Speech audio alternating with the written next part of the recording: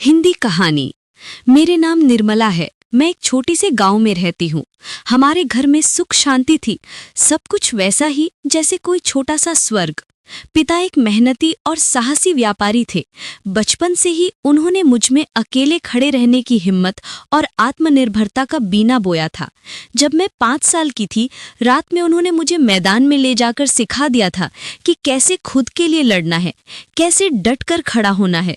वो कहते थे, बेटा, दुनिया में किसी से कभी डरना मत, अपने मान सम्मान के लिए कभी झुकना मत। माँ को ये सब पसंद नहीं आता था।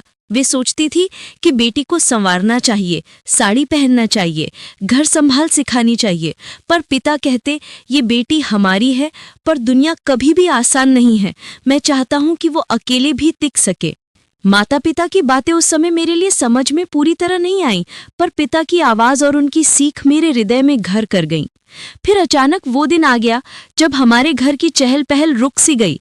पिता का एक्सीडेंट हुआ। वो कोई सामान्य हादसा नहीं था। हमें शक था कि ये शिकायतों और दुश्मनबाज प्रकरणों से जुड़ा हुआ था।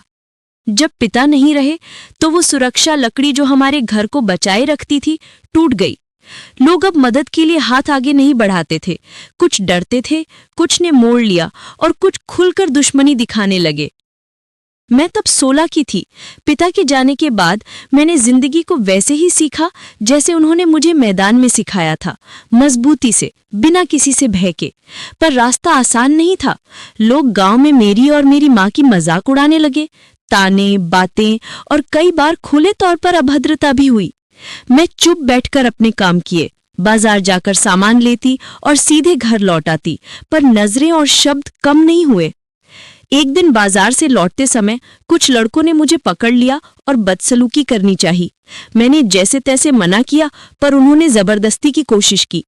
उस समय पिता की कही हुई बातें मेरे दिल में गूंजी, किसी से कभी मत डरना। उन शब्दों से शक्ति लेकर मैंने जो किया वो उन्हें बताते हुए भी चौंका देने वाला था।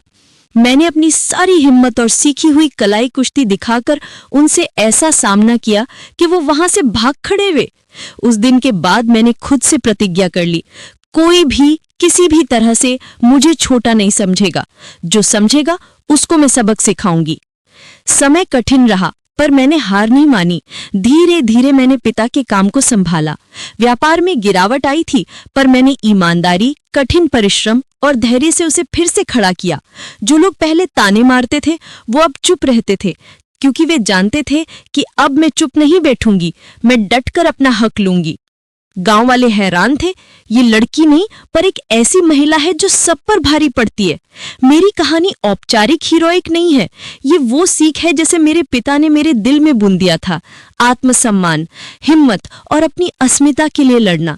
मैं आज जो भी हूँ उस पहली रात के अंधेरे में दौड़कर सिखाई गई पाठों का कर्जदार हूँ, और उन पाठों ने ही मुझे एक अकेली लड़की से एक मजबूत स्त्री बनाया।